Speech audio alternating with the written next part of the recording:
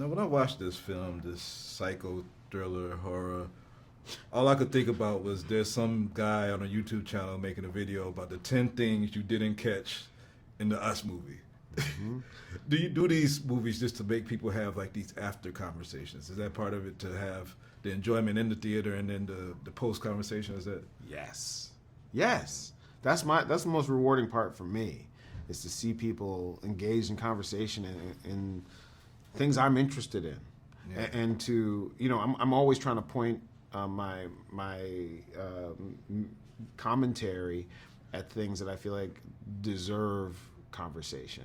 So I love that, but I also just people looking for them Easter eggs is that's a treat for me. Sometimes people find things I don't even mean that you didn't even mean to put in there. So I'm looking at the movie and I'm getting a lot of things, but I feel your motive for the scary thing being ourself or whatever. What's the scariest thing about yourself you feel when you look introspectively? That man, this is like some therapy session right here.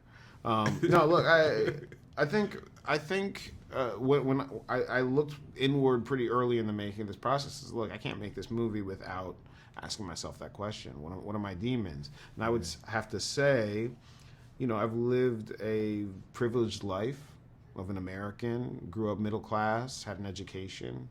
I've always been fed. I've always had shoes. And I've neglected I've neglected what that privilege means in terms of the people who have suffered and continue to suffer, so I could have it. Yeah. We're connected to other people. Somebody made these shoes. Yeah. So I think that was the part of the message that I wanted to then apply to the us of it. The United States, the nuclear family, is we have an ability to cover up what is uncomfortable for us to face about ourselves. Yeah, and there's so many things that you leave the theater thinking about, and I don't want to ruin it for anybody. But I'm gonna say two things. You could just expound on them. One is White Rabbit, and the other one is Hands Across America. Mm-hmm. Yeah, I mean, there's a lot. I could have a whole conversation about both things. But White Rabbit, I'll just say Easter. Okay. This movie, there is a horror Easter in this film. Yeah. If you watch it, you'll find what I mean.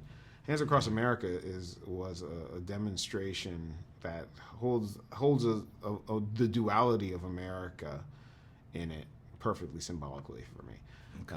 This hope, if we hold our hands, will cure homelessness, will cure hunger. Was that it was well intended? Was that a solution, or was that a way of not actually dealing with it? And lastly, I got to ask, because you was a part of Black Klansman, and congratulations on that project. How did it feel as just a cinemaphile to see Spike Lee finally get that Oscar on a project that you pitched to him and brought to him and produced? It was emotional. I didn't build myself up because I didn't want to be let down. But when he was on that stage, I mean, honestly, the